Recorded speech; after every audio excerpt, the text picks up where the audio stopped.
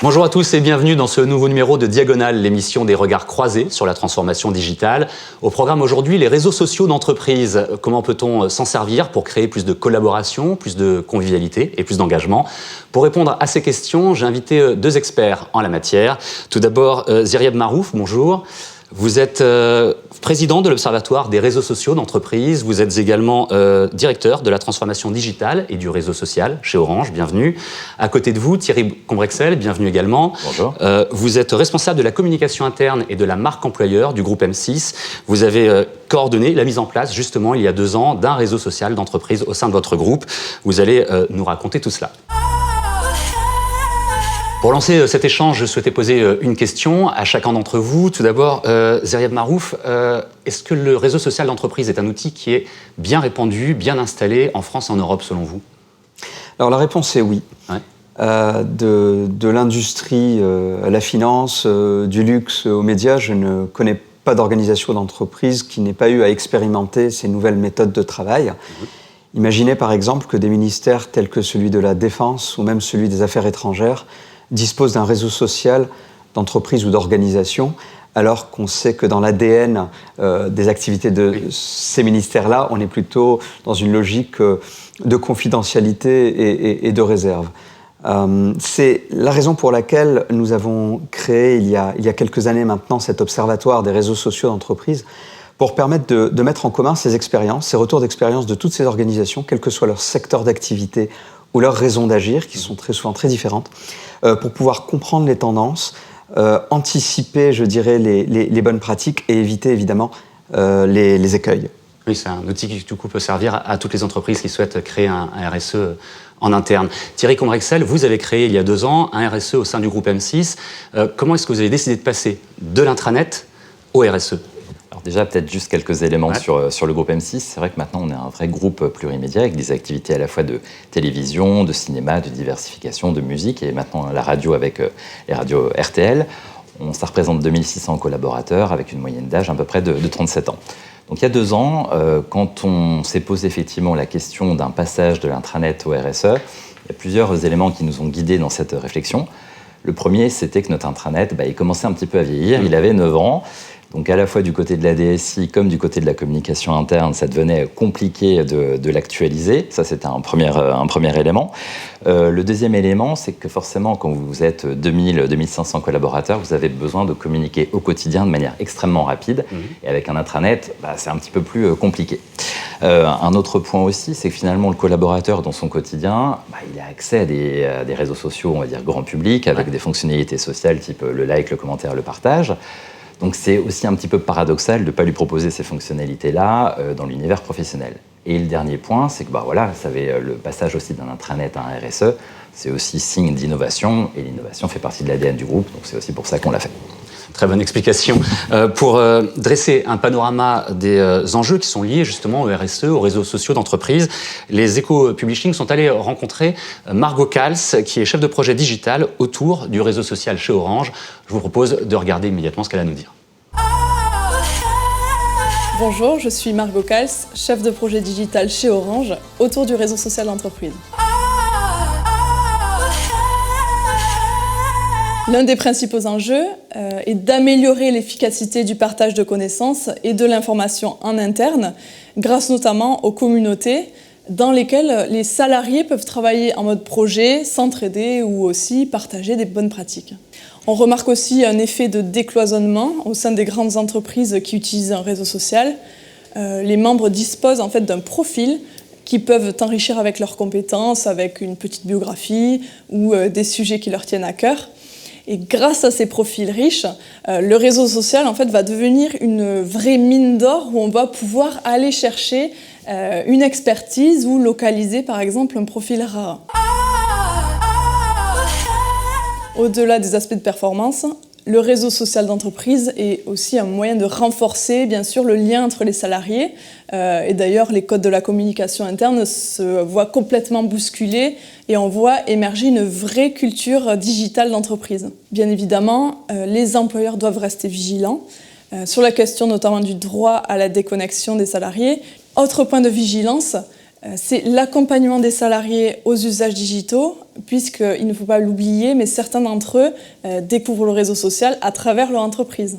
En conclusion, le réseau social d'entreprise représente un véritable levier de la transformation. Messieurs, Margot Kals nous disait dans ce sujet que le réseau social d'entreprise est un levier important, indispensable de la transformation numérique. Tout d'abord, est-ce que vous êtes d'accord avec ça? Et partant de là, quelles sont les clés pour motiver les collaborateurs, les salariés d'une entreprise? Qui veut répondre en premier? Alors oui, je partage assez bien l'approche de Margot Kals. Clairement, le premier levier, c'est de permettre aux collaborateurs de mieux se connaître. Ouais. Ça paraît basique, mais Internet et le digital en général abolit le temps et l'espace. Ça permet de rendre les gens beaucoup plus proches et de pouvoir se parler, converser de manière asynchrone. Le réseau social amène ça, mais à condition que chacun et chacune se sente suffisamment libre dans cet environnement professionnel pour pouvoir dire de soi ce que je veux, ce que je fais, ce que j'aime, et pouvoir rencontrer l'autre et mieux le connaître. Le deuxième enjeu majeur, c'est qu'en 2018, l'entreprise pyramidale issue, je dirais, du taylorisme ne peut plus fonctionner. Une révolution copernicienne est absolument nécessaire, et pour ce faire, il faut que chaque membre de l'entreprise se sente partie prenante et le sentiment qu'elle peut, à son humble niveau, co-construire, proposer, suggérer. Et les communautés que l'on peut créer, auxquelles on peut participer, répondent à cet enjeu. Enfin, le troisième enjeu qui me paraît vraiment majeur, c'est que justement la communication d'entreprise passe d'un modèle descendant à un modèle co-construit avec un réseau d'ambassadeurs, un réseau de relais, à l'instar d'Internet où chaque individu peut devenir à la fois producteur et consommateur d'informations. On va développer tous ces points tous les trois ensemble. Zireb Marouf, merci beaucoup pour votre réponse. Thierry Combrexel. Alors pour prolonger ce que vous disiez, c'est vrai que c'est très juste. Dans le schéma où on était avant avec l'intranet, c'est-à-dire que tout passait par la communication interne. Donc forcément, à un moment, vous aviez un goulot d'étranglement. Et là, désormais, avec ces relais d'ambassadeurs sur le terrain, finalement, on voit qu'on peut démultiplier l'information. Et on voit, nous, par exemple, il y a des personnes chez Fun Radio, chez RTL2, ou même dans les sociétés de production qui vont prendre la parole, vont expliquer ce qu'ils font au quotidien, sur quel projet ils travaillent, et finalement, qui est le plus à même de parler de son activité, ce sont les collaborateurs qui sont les mieux placés. Et pour compléter aussi un point, effectivement, sur la connaissance, encore une fois, je parle du groupe M6, mais c'est vrai que finalement, nous, on est aussi localisés sur différents sites. On est donc en région parisienne, on est à la fois aussi à Lyon, à Lille. Et c'est vrai que les collaborateurs ne se connaissent pas forcément, ils n'ont pas forcément l'occasion toujours de pouvoir se rencontrer. Et grâce au réseau social d'entreprise, c'est un lieu où ils peuvent vraiment partager. Et je vais prendre un exemple, on a un club running chez nous qui marche très bien, qui a un prolongement sur le réseau social d'entreprise.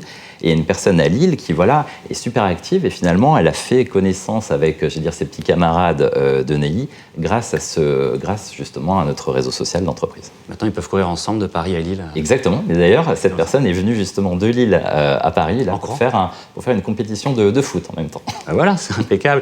On le sait, le principal enjeu dans la mise en place d'un RSE, d'un réseau social d'entreprise, c'est notamment, vous le disiez tous les deux, de créer de la cohésion dans l'équipe. Est-ce que c'est ce que vous avez pu expérimenter, Thierry Combrexel, lorsque vous avez créé Blender, le RSE du groupe M6, il y a 2 ans environ?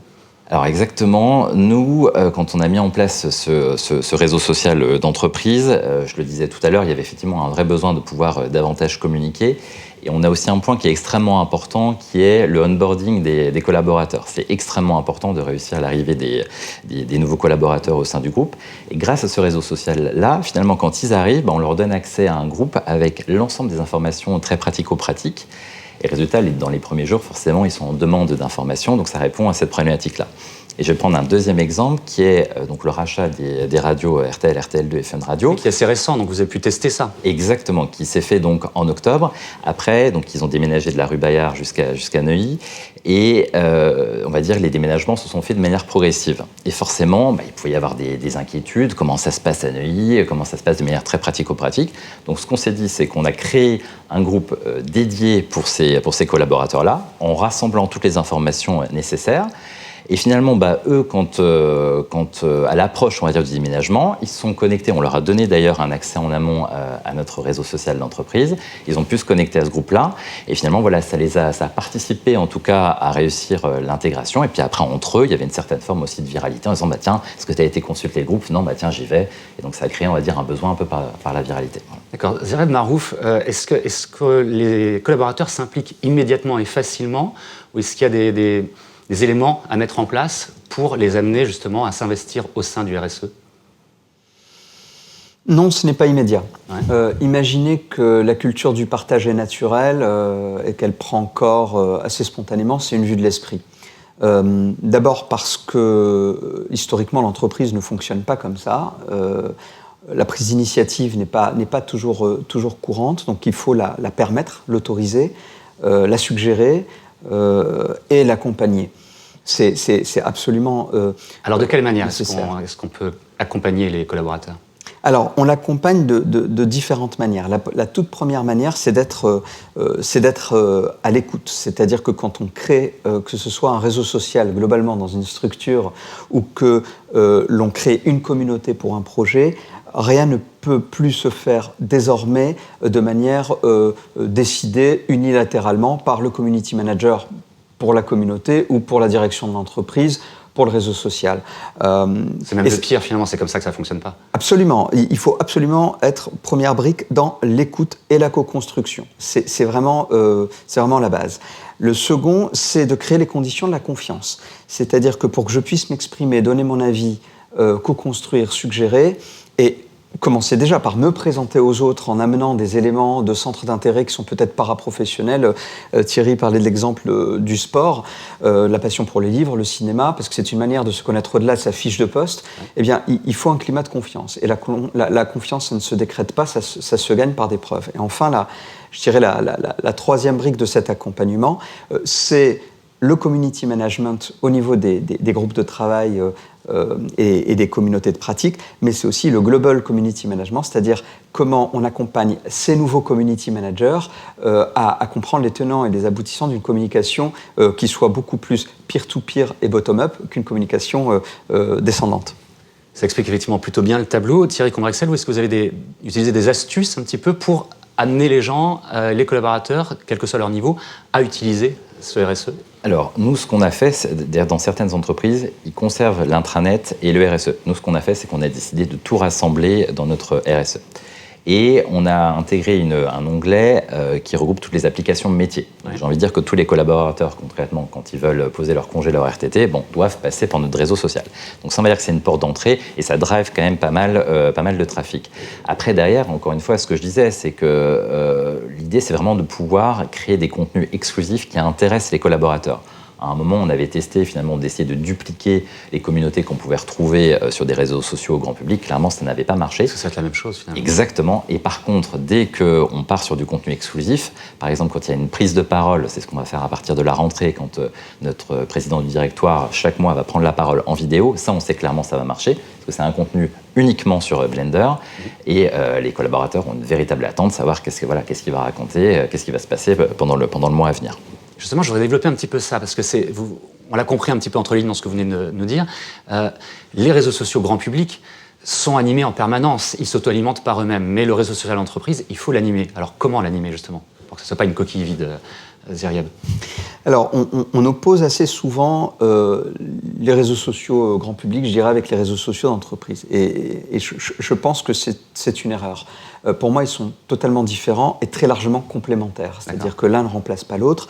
Et d'une certaine manière, en étant caricatural, c'est comme si on essayait de reproduire l'état d'esprit d'un bistrot, on retrouve ses amis, avec un mini-bar à la maison. Pardon, mais c'est juste pas on n'est pas dans le même état d'esprit, on n'est pas dans le même rapport aux autres. Dans le cadre de l'entreprise, on est d'abord dans le temps de travail, sur des sujets professionnels, avec une organisation qui est celle d'un manager et d'un manager d'équipe, avec un certain nombre de tâches qui sont réparties partie et la nécessité de les faire. Donc le côté fun, un réseau social d'entreprise, évidemment, on peut l'importer avec les codes du web, en mettant des gifs animés, en mettant des rituels et tout ça, mais ça reste quand même un environnement de travail. Et donc la manière de l'animer n'est pas du tout la même. Voilà, on ne poste pas de la même manière ces photos à la plage quand on est dans le réseau social interne, et quand bien même on pouvait le faire parce qu'on sent un climat friendly, ce n'est pas l'essentiel de l'animation. Donc l'engagement, la contribution dans un réseau social d'entreprise ne se mesure pas avec les mêmes indicateurs que celle d'un réseau grand public. Alors l'animation, comment elle se fait ?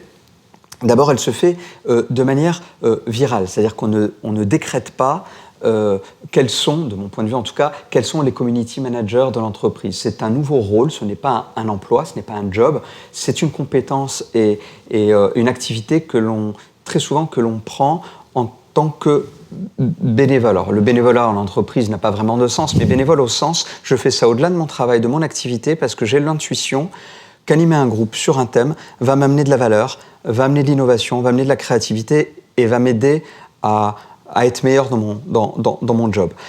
Et du coup, il y a une forme d'abord de viralité, parce que tout le monde peut devenir community manager, de partager les bonnes pratiques, et ça aussi, ça ne se décrète pas, ça se fait par le partage d'expérience, c'est-à-dire qu'on est dans un réseau d'interaction et de partage, et le Global Community Management dont je parlais tout à l'heure crée les conditions du partage, fait en sorte que les gens se rencontrent, en physique ou en virtuel, se parlent et partagent ces pratiques d'animation. Très bien, alors on le voit, on commence à bien le comprendre, l'utilisation des réseaux sociaux d'entreprise est bénéfique pour la transformation numérique d'une entreprise, quelle qu'elle soit.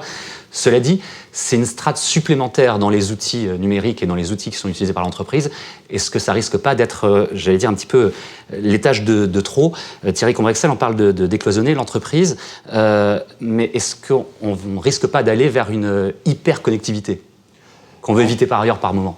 Non, je ne suis pas d'accord. C'est-à-dire qu'au final, effectivement, c'est un canal de communication supplémentaire, mais qui est extrêmement différent du mail. Via le réseau social d'entreprise, le collaborateur a vraiment la possibilité, ce que vous disiez, Ziryeb, c'est-à-dire qu'il peut devenir créateur de contenu. Derrière, il peut également commenter, partager, ce que ne permettent pas les autres canaux tels que le mail. Et encore une fois, il n'y a pas d'obligation à aller sur ce réseau social d'entreprise. Moi, je me rappelle au lancement du projet, on me disait « mais qu'est-ce qui se passe si un collaborateur passe sa journée sur Blender ?» J'ai dit « so what, quel est le sujet ?» C'est un réseau professionnel. Chez nous, on regarde, on a à peu près 10% de communauté, on va dire, extra-pro, ce qui, je crois, à peu près dans la moyenne. Je confirme. Voilà. Et au final, voilà, les collaborateurs, s'ils passent leur temps sur nous, chez Blender, c'est qu'effectivement, ils travaillent, ils sont en mode projet, ils vont aller chercher de l'information, ils vont créer aussi de l'information. Donc finalement, c'est bénéfique pour l'ensemble du grouroupe. Alors, vous parliez des messageries, des emails, mais bon, il y a également les logiciels de productivité, les applications de notes de frais, de voyage, etc. etc. Est-ce qu'à terme, il faut regrouper tout cela au sein du RSE, ou est-ce qu'il faut vraiment que ce soit des entités différentes, selon vous ? Alors, de mon point de vue, il ne s'agit pas tant de les regrouper, mais d'en agréger l'accès. C'est un petit peu, je crois, d'ailleurs, l'expérience qu'a menée Thierry pour le groupe M6, c'est-à-dire que tous ces systèmes-là, de plus en plus, fonctionnent avec des notifications qui peuvent permettre une action. Quand c'est mal géré, on est noyé sous toutes ces applications différentes et on ne sait pas les gérer. On parle de syndrome du millefeuille, c'est-à-dire que les couches applicatives s'empilent et au bout d'un moment, le collaborateur ne sait plus ce qu'il doit utiliser, pour quoi faire. Il y a une opportunité extraordinaire avec ces réseaux sociaux d'entreprise, puisqu'ils sont universels à l'entreprise, quel que soit le métier, quelle que soit la direction, quel que soit le logiciel métier qu'on utilise. Et la bonne idée, c'est d'agréger ces notifications dans une sorte de hub qui permet au collaborateur, quand il est en train de travailler, de converser, de partager, d'échanger sur un document, de pouvoir traiter ses notifications via cet agrégat et de pouvoir cliquer, valider et pourquoi pas rebondir quand il a une action un peu plus lourde, je dirais, à mener. Effectivement, c'est quelque chose qui peut amener pas mal d'efficacité. Qui est-ce qui utilise en premier ? Quels sont les early adopters des RSE ? J'aurais tendance à penser que ce sont les jeunes, les millennials. J'ai raison, je me trompe, hein, Thierry Combrexel ? Eh bien, malheureusement, vous vous trompez. Expliquez-moi. Alors après, l'explication, je pense qu'elle est assez logique, c'est-à-dire que de manière quotidienne, ils utilisent déjà un ensemble, on va dire, de logiciels, de communication, de réseaux sociaux grand public. Et au final, nous, quand en tout cas, on est arrivé avec notre réseau social d'entreprise, ils nous regardent avec des gros yeux en disant « Écoute, j'ai pas besoin de ton truc ». A contrario, finalement, et c'était plutôt la bonne surprise, j'allais dire les personnes peut-être un petit peu plus âgées et qui n'ont pas forcément d'identité digitale. Moi, il y en a certaines qui sont venues me voir en disant, tu sais, je suis pas sur Facebook, je suis pas sur Twitter, enfin voilà, donc j'ai vraiment peur d'aller sur le réseau social. Je dis, mais ne t'inquiète pas, ça va bien se passer. Et finalement, ça s'est extrêmement bien passé, parce que justement, c'est des personnes qui sont en demande, qui ont envie aussi de partager ce qu'elles font au quotidien, qui ont besoin de trouver des infos. Et finalement, voilà, un réseau social d'entreprise, Myriam peut témoigner, et c'est aussi l'une des clés du succès. Il faut que l'outil soit extrêmement simple et intuitif pour que ça fonctionne et faire venir les collaborateurs. Alors, en complément, je dirais, alors je suis complètement en phase, notamment sur la place des millennials, y compris sur le diagnostic. Il y a deux points qui me paraissent importants. Le premier, c'est que la qualité d'un réseau social d'entreprise est d'abord celle de sa diversité. Que ce soit en termes d'âge ou que ce soit en termes de métier, et encore plus de géographie quand les groupes sont des groupes internationaux et quand on vient brasser les cultures. Parce qu'encore une fois, c'est ce qui permet, tout en préservant la spécificité d'un jeune ou d'un moins jeune, d'un pays ou d'un autre, d'un métier ou d'un autre, d'avoir un ADN commun. Le deuxième point, c'est que certains réseaux sociaux d'entreprise n'ont pas fonctionné parce qu'ils ont voulu présenter une raison d'agir qui était celle de niche. Par exemple, chez nous, nous allons mettre en place un réseau social pour les jeunes parce que, comprenez-vous, les générations Y et autres vivent avec ça. Si on ne met pas en place ces réseaux sociaux d'entreprise, les jeunes ne trouveront pas leur place. Dire ça, c'est juste exclure toute la pyramide des âges de l'entreprise qui, elle, est là depuis longtemps et qui va devoir aussi se transformer et produire. Tout comme les réseaux sociaux qui sont faits pour l'innovation, pour les geeks, etc., etc. Non, un réseau social d'entreprise est là pour tous. Alors, je confirme que les plus jeunes ne sont pas les plus actifs. Alors, si je vous dis deux mots du réseau social d'Orange, assez rapidement, il s'appelle Plaza. Alors, c'est un réseau social qui fonctionne plutôt bien, puisque Orange, c'est 140 000 salariés, 130 000 d'entre eux sont inscrits, et à peu près 67 000 d'entre eux sont actifs dans une activité quasi quotidienne. Quasiment la moitié. Oui, tout à fait. Donc, si on prend voilà, ça vous donne une idée, si vous voulez, des contenus, plus d'1 million de contenus partagés sur une année, 1,2 million.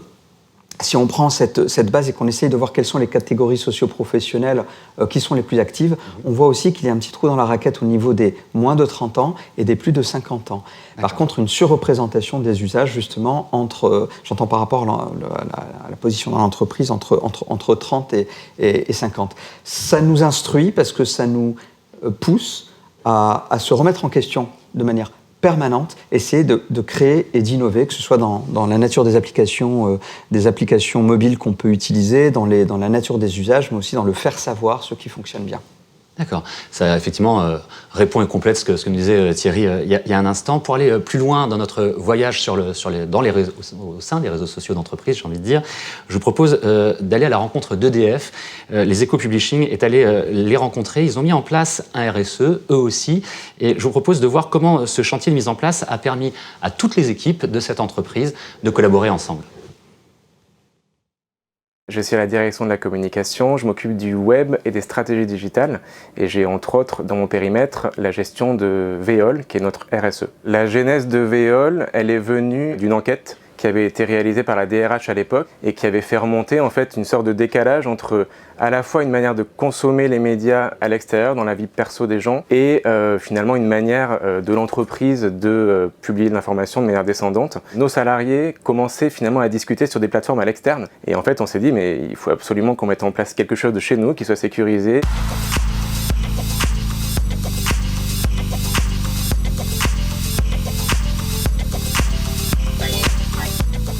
En termes de fonctionnalité, sur notre RSE, sur Veolia, on a tout ce qui est finalement intranet, donc publication de documents, publication d'informations, qui peuvent être commentées.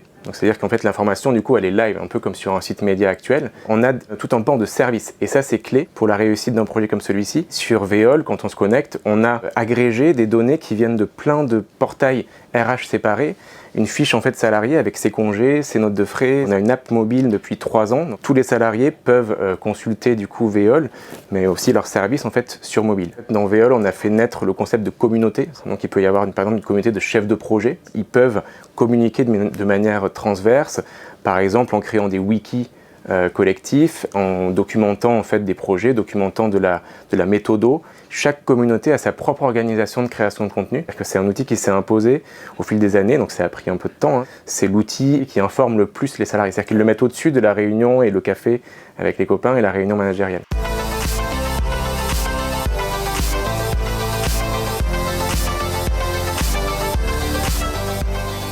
Il y a toujours, depuis le début du projet, une équipe de développeurs pour continuer à le faire évoluer. On fait environ 4 mises en ligne par an, et donc ces mises en ligne, avec le contenu qu'on met dedans, sont toujours motivées par les retours utilisateurs. Et les évolutions de Veolia, ce qu'on souhaite faire, c'est développer l'accès mobile. Les autres points, en fait, c'est de développer tout un ensemble de connecteurs autour de Veolia pour qu'ils puissent ramener de l'information la plus utile possible dans un seul environnement. Avoir une seule plateforme qui fait office de portail pour accéder à l'ensemble de sa vie en fait chez EDF, ça a du sens. Donc on aimerait que Veolia soit ouvert en fait à tout un ensemble de technologies, de services métiers auxquels les gens ont besoin d'accéder. Ce qui me satisfait moi au quotidien sur Veolia, c'est les commentaires. Il y a une liberté de parole qui est assez importante. On peut avoir des échanges très riches qui sont possibles du coup dans toutes les fonctionnalités de Veolia. Messieurs, vous venez de voir avec nous ce reportage sur la création du réseau social d'entreprise d'EDF. Et Ziryab Marouf, je crois que vous vouliez nous préciser que c'est une référence, un exemple pour vous. Ah oui, Vivre EDF Online, Veolia pour moi, c'est l'une des références en matière de réseaux sociaux d'entreprise parce qu'ils ont su simplifier l'expérience utilisateur, la rendre mobile et tout fédérer en un réseau. Alors nous, on est extrêmement fiers à l'Observatoire des réseaux sociaux d'entreprise d'avoir EDF parmi nos soutiens et nos sponsors, avec d'autres groupes tels que le groupe La Poste, la Française des Jeux et Orange. Et ça nous permet de découvrir vraiment à chaque fois avec des ADN différents des réussites extraordinaires. Par exemple, je pense au réseau social de Nexity qui a permis de mettre au cœur de chaque salarié le business grâce à ce réseau social. Je pense encore à celui de Kiabi, par exemple. Cette enseigne qui a permis, par exemple, aux vendeurs qui sont en boutique, qui sont éloignés, je dirais, les uns des autres, de pouvoir converser et partager leur expérience. Et vraiment, ce sont des cas d'usage qui démontrent que le réseau social est vraiment pour tout le monde, quel que soit son job, quel que soit son lieu. Et ça, quelque chose ces expériences, ces retours d'expérience, pour moi, éclairent la voie, vraiment. On arrive à la dernière partie de cette émission et je voudrais vous emmener un petit peu sur le chemin de l'avenir, de la suite de ces réseaux sociaux d'entreprise.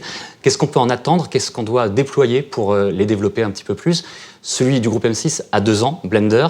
Est-ce que vous êtes en train de... Qu'est-ce qui se passe pour la suite? Effectivement, là, à partir de la rentrée, au bout de 2 ans, on va lancer une nouvelle version. Alors, Ziryab en parlait. C'est vrai que l'expérience utilisateur, le côté simple, fluide, est extrêmement important. Donc, on va améliorer, on va optimiser certaines fonctionnalités.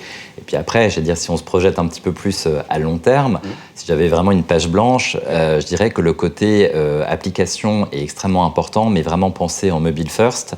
Et que finalement le réseau social soit vraiment aussi une porte d'entrée. On disait, au quotidien, vous êtes tous, submergés par les applications. Et c'est vrai que si vous avez une application qui fait à la fois réseau social d'entreprise, mais qui vous permette aussi, pourquoi pas, de poser vos congés, faire vos notes de frais, ce serait vraiment un plus. Et un dernier point, là je prends ma casquette marque employeur, c'est vrai que si les réseaux sociaux finalement internes permettait aussi de faire, on va dire, du multiposting. Finalement, ça permettrait aussi, à travers nos ambassadeurs, d'exporter, j'allais dire, un peu la culture d'entreprise via nos ambassadeurs internes et renforcer la marque employeur. Voilà. On le dit depuis le début de cette émission, le RSE, le réseau social d'entreprise, est un levier de la transformation numérique. Mais moi, je me demande aussi, Ziryab Marouf, est-ce que ça peut être un levier de croissance vers l'externe? Concrètement, est-ce que ce RSE pourrait, pour certaines entreprises qui le souhaitent, servir aussi à communiquer en externe vis-à-vis, par exemple, des clients ou des prestataires de l'entreprise? Je pense vraiment. C'est encore assez rare. C'est-à-dire que les réseaux sociaux d'entreprise s'ouvrent aux partenaires, aux clients, aux fournisseurs. Mais on le voit. C'est le cas notamment chez Orange.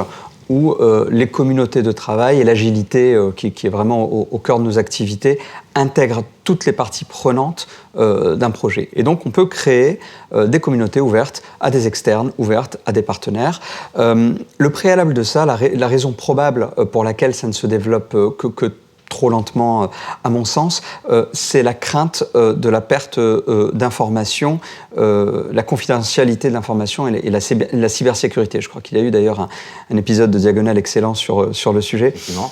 En fait, le sujet, c'est de réussir à faire en sorte que la culture d'entreprise soit suffisamment mûre en termes de précaution vis-à-vis de l'information pour pouvoir s'ouvrir de manière sereine à des partenaires tiers. Évidemment, les communautés en question, c'est une communauté extrêmement fermée, c'est-à-dire que le partenaire externe, le client, le fournisseur n'a accès uniquement à l'espace qui lui est proposé. Et parmi ces partenaires, il y a un cas, je crois que je partage, dont la problématique je la partage assez bien avec Thierry, qui est celle justement de l'onboarding des nouveaux arrivants, mais aussi celle du pré-boarding. C'est-à-dire qu'on peut aussi, dans certains cas, intégrer le futur collaborateur dès la signature de son contrat, pendant qu'il a, par exemple, ces fameux 3 mois de préavis avant d'intégrer l'entreprise, puisque pendant cette période-là, cet externe, à l'heure où l'on parle, va pouvoir être en contact, avoir les premiers contacts avec son équipe, avec la culture d'entreprise, voilà. Et donc ça, je crois que c'est un facteur très pertinent pour la marque employeur. Enfin, je ne sais pas ce que vous en pensez, Thierry. Vous en savez comme ça ? Clairement, c'est aussi un sujet qu'on regarde. Et le pré-onboarding est effectivement une bonne option, ouais, tout à fait. Il y a quelque chose que je trouve intéressant. Vous nous parliez tout à l'heure de community management, de ne pas imposer, choisir les community managers. Et Thierry Combrexel, vous nous parliez aussi d'une vidéo publique qui est mise sur le RSE. Vous nous disiez que ça ne marchait pas vraiment, qu'en revanche, c'est intéressant de créer des contenus spécifiques. Et à ce niveau-là, je voulais savoir, est-ce que les employés de l'entreprise peuvent devenir aussi ces ambassadeurs à l'extérieur, sur les réseaux grand public, justement? Tout à fait. Bien évidemment, il peut y avoir des passerelles entre l'interne et l'externe. Moi, je veux dire, c'est l'avantage finalement de pouvoir piloter les deux. C'est-à-dire que finalement, quand on va créer du contenu, on va effectivement faire une version à la fois interne et une version externe. Et on se rend compte finalement, c'est aussi en discutant avec les collaborateurs. Moi, je sais, quand j'ai pris le poste, il y avait très peu de vidéos qui étaient réalisées. Et forcément, voilà, les collaborateurs avaient une certaine forme de réticence. Voilà. Mais je dis, mais c'est super important. Finalement, c'est vrai que nous, le groupe est incarné à la fois par nos animateurs, ce qui est normal, mais je dis, le groupe, c'est également les collaborateurs. Donc, il faut aussi les mettre en avant. Donc, il y avait beaucoup de pédagogie à faire pour que, voilà, ils aient envie de prendre la parole. Et voilà, c'est ce qu'on continue à faire. C'est ce que vous constatez, vous également, Zeriev, avec les entreprises avec lesquelles vous travaillez à travers votre observatoire. Les employés de l'entreprise, grâce au RSE, peuvent devenir, j'allais dire, des ambassadeurs encore plus efficaces que c'était le cas avant? Alors, je dirais grâce et avec, oui. La problématique principale, on voit bien l'intérêt, on voit bien que la viralité, le fait que des salariés puissent être ambassadeurs, c'est d'une force extraordinaire, mais la grande difficulté, c'est d'accepter, notamment au niveau des préceptes de la communication externe, que ces collaborateurs puissent s'exprimer en gardant leur identité. Une communication externe de grands groupes, en général, est très, je veux dire, rigide, excusez le terme, en termes d'utilisation de la marque, en termes d'utilisation des canons de conversation autour de la marque. Or là, le grand deal, c'est de faire en sorte que chacun puisse s'exprimer autour de cette marque quand on est salarié, parce qu'elle m'appartient aussi, en parler comme je le vis, comme je suis, c'est-à-dire ne pas devenir un homme sandwich, vous savez, les publicités humaines là, voilà, de la marque, mais de garder son identité et d'exprimer clairement et fièrement son appartenance à la marque et son appréciation de son travail. Et pour ça, le réseau social d'entreprise interne a vraiment est d'une aide précieuse, parce qu'il permet de discuter de manière sereine de tout ça, d'expliquer finalement jusqu'où on peut aller pour permettre cette expression individuelle, qu'est-ce qui n'engage que moi dans ma prise de parole externe en tant que salarié, est-ce que je dois ou pas m'exprimer sur les concurrents, est-ce que c'est quelque chose qui est plutôt le bienvenu, ou est-ce qu'au contraire, voilà. Donc ce sont des règles d'usage qui font que l'expression libre peut être une expression responsable.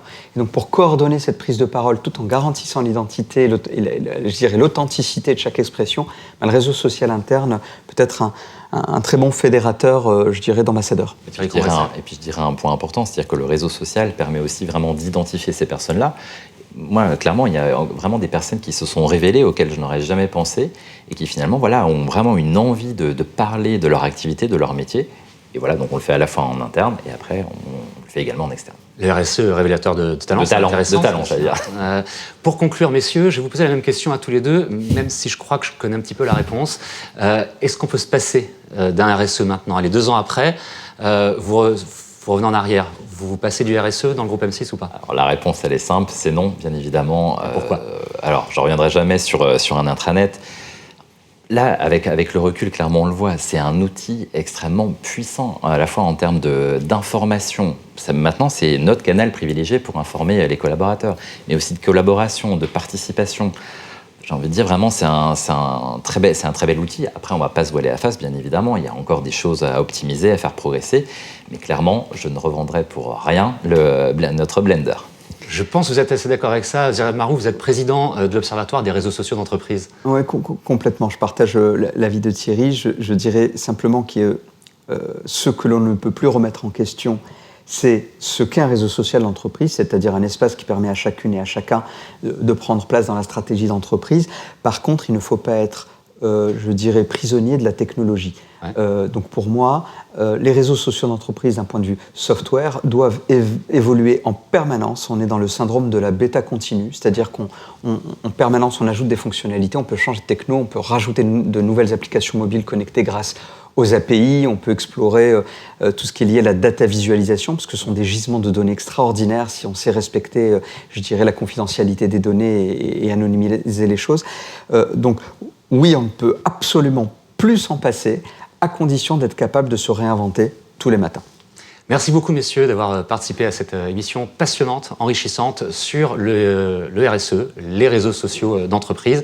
Je pense que le message est assez clair maintenant. C'est quelque chose d'avenir, indispensable pour les entreprises qui souhaitent mieux communiquer en interne. J'ai bien résumé?